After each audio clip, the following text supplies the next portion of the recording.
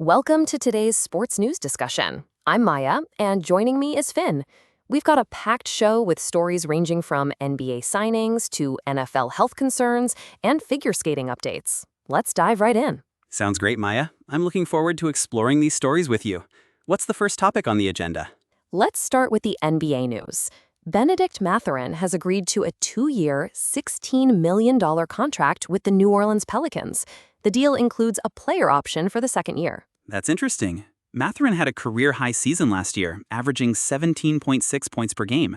How does this signing fit into the Pelicans' overall strategy? Well, the Pelicans are clearly looking to bolster their scoring options. Mathurin's versatility as a wing player should help them in that regard. The player option in the second year also gives both parties some flexibility. Flexibility is key in these deals.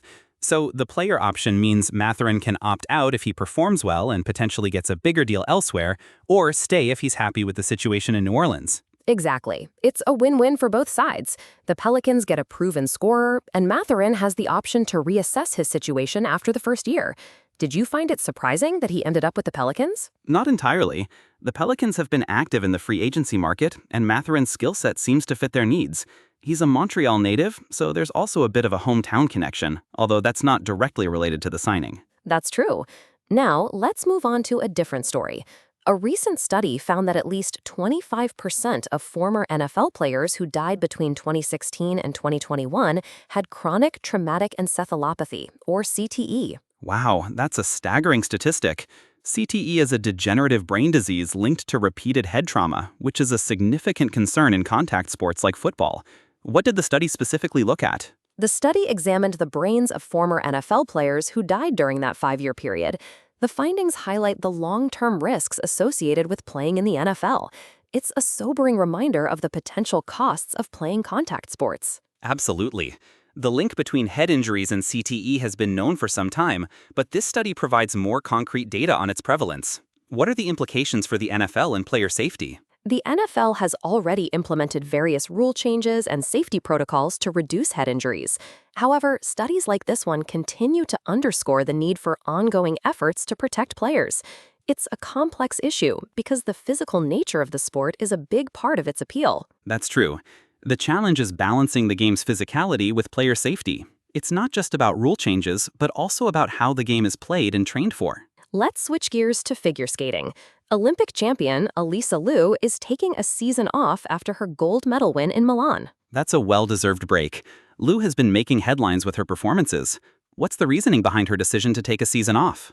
According to the reports, Liu wants to focus on refining her artistry and skills. She's promised to return to competition in the next season, so it's not a permanent retirement. That's great to hear. Liu's decision highlights the intense demands of competitive figure skating. Taking a break can help her come back stronger and more focused. Exactly. The mental and physical toll of competing at the highest level can't be underestimated. It's interesting that she's being proactive about her career trajectory. Now, let's discuss a story that's garnered some controversy. The Chicago Sky has banned Enes Kanter Freedom from their home games, citing him as a potential threat. Yes, this came after Kanter Freedom was ejected from a game against the Indiana Fever. The Sky's owner, Michael Alter, made the announcement, stating that Kanter Freedom is not allowed at Wintrust Arena. That's a significant decision. What were the circumstances surrounding his ejection from the game? The reports indicate that Kanter Freedom was involved in an altercation, which led to his ejection. The Sky's decision to ban him suggests that they took the incident seriously. Banning someone from games is a drastic measure. It'll be interesting to see how this plays out and whether there are any further developments in the situation. Indeed. Let's move on to our final story for today.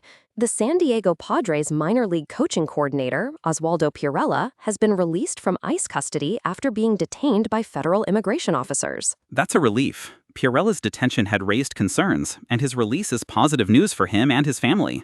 What were the circumstances surrounding his detention? Pirela was detained in Texas by U.S. Border Patrol agents. The Padres organization confirmed that he was back with his family after being released on bond. It's a complex situation, and the details surrounding his detention and release are still a bit unclear. Hopefully this resolves the situation for Pirela and allows him to continue his work with the Padres. As we wrap up today's discussion, it's been a wide-ranging conversation covering various sports and issues, from NBA signings to health concerns in the NFL, and from figure skating to controversies in the WNBA. There's always something new happening in the sports world. Absolutely, and it's been great discussing these stories with you, Maya. Until next time, thanks for tuning in. Thanks, Finn. Until next time.